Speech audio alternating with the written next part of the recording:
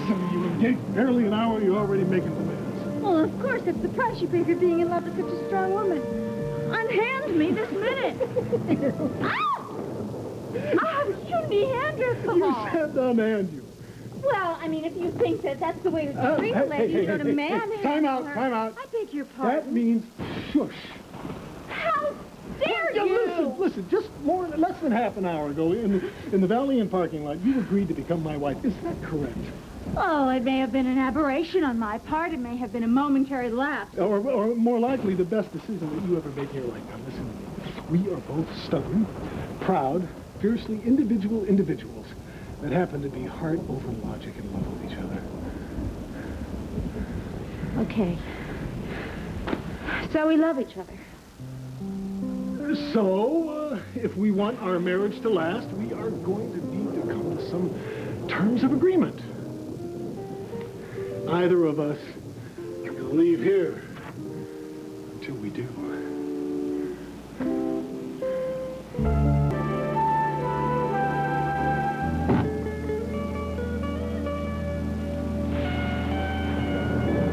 Well, isn't this romantic?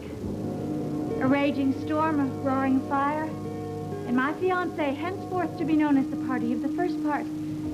Working so hard to hammer out the contract, the marriage terms, to me, the party of the second part. I make my living making deals, and marriage is a contract like any other. Given our volatile natures, I think it's important to define ourselves in order to avoid any potential pitfalls. Like a joint venture for the unadventurous. Well, at least we will have had tonight. Your hearts and flower proposal to me and the Valiant parking lot. Something to tell our children. How I was swept away by the way you were so romantic in hammering away at our contract. Oh, come on, people have prenuptial agreements drawn up every day. Well, with one proviso. I mean, they usually wait a respectable period, say an hour or so after the question is popped before they foray into the whys and wherefores. I'm not denying the joyousness of this occasion at all. Oh, really? Well, then prove it. Then, well, let's throw a party. Let's invite all our closest business associates, our lawyers, our taxman, a notary public to verify our engagement. Dimitri, if you were not so dense, you would understand that I don't give a fig for your millions. Well, I know that you don't care for my money. Erica, wait a minute. This isn't about money. I'm talking emotional stakes. Issues that need resolving before we say I do. Well, what issues? What? Personality traits that have put us at cross purposes in the past. Oh. You mean like your tendency to play Mr. Know-It-All? The only right answers are the answers that come from you. Well, actually, I was thinking more along the lines of your penchant for manipulating circumstances to influence the outcome in your favor.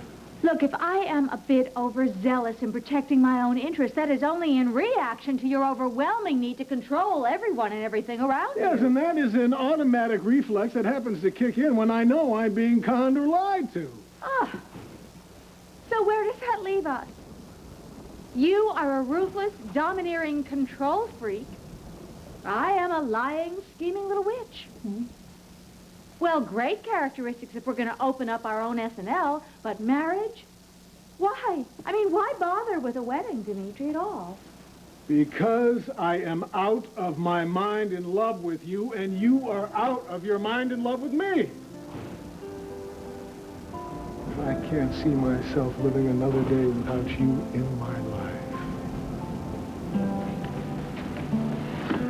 Now, by putting down our prospects in black and white, I think we have better than 50-50 odds to live more or less happily the rest of our lives. What do you say? The party of the second part thinks that the party of the first part should fork over this pen and paper post-haste.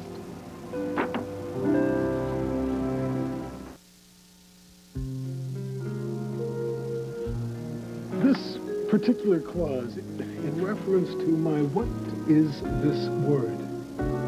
Pompous. It means... I know what it means. Are you sure that's what you meant?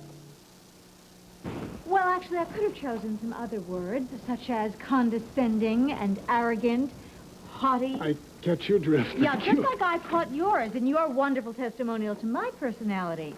Right here. Underhanded, manipulative, meretricious, mendacity. Yes, that means that you're absolutely one of the finest little... It means that you think that I'm a liar and a sneak. You don't have to be so literal. Well, you don't have to be so hostile. Look, if I am hostile, it's because this little agreement is not an agreement at all. It's just further proof that you are never going to rest until you call all the shots. So, I'm not going to do it. I mean, either we love each other or we don't, and it's just that simple, Dimitri. The rest of it, this is legal double talk. This is just mumbo-jumbo. Come here. Why? Come on now. Just put those little dukes down and come sit right here. Now, I hereby declare this contract null and void. You promise? My word of honor? Now let's shake on it. I think I've got a better idea than that.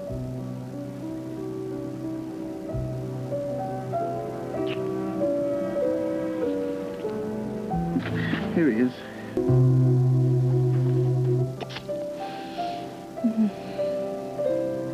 You know something?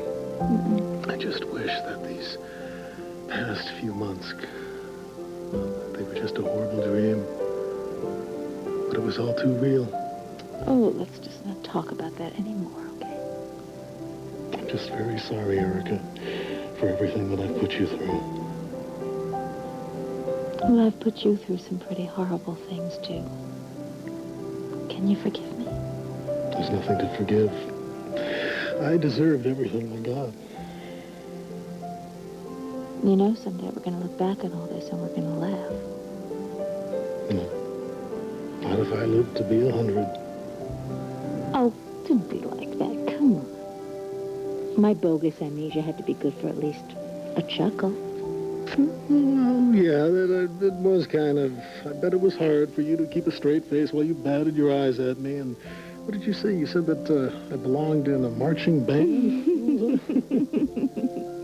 Well, you have to admit that you did look a little bit like Sergeant Pepper in that costume. That was not a costume. That is a full-dress ceremonial uniform of my forebears. Oh, well. As a future Countess Undershe, I have to tell you something. If I had to choose between that ceremonial uniform and what you're wearing right now, the birthday suit wins hands down. Well, it's not particularly easy to hang medals on, is it? Do I have to salute you now?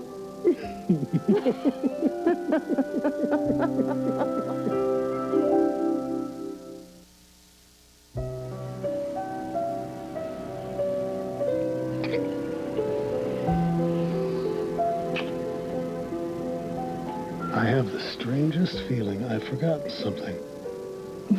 Well, I asked you to marry me, and you said yes. Yes, we kissed on it and everything, etc., etc. Etc. I just feel that we need some, I don't know, socially sanctioned something to prove that we're engaged. A ring would be tasteful. Erica, a ring? Why didn't I think of that?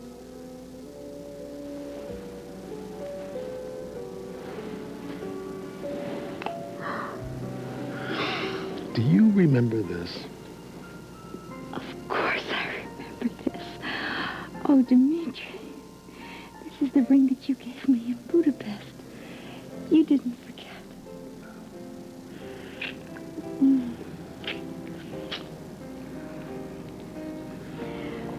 Shall I, put it on your hand? Oh, yes, please. Wait a minute.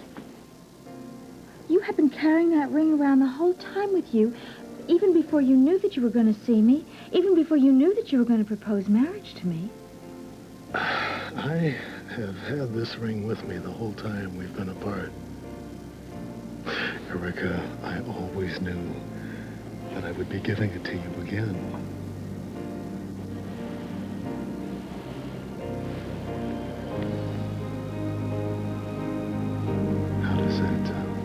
How does that feel? Feels like coming home again. And feels like it's never left my hand. And it never will again, Dimitri. It'll never leave my hand ever, ever, ever. Oh, I love you so much. I love you. And I love you. And I never gave up on us. And come our wedding day, we will never, ever be apart again. Oh, Erica, will you marry me and be my wife? I'd marry you tomorrow if you ask. Tomorrow? That sounds so beautiful. That sounds so very especially beautiful.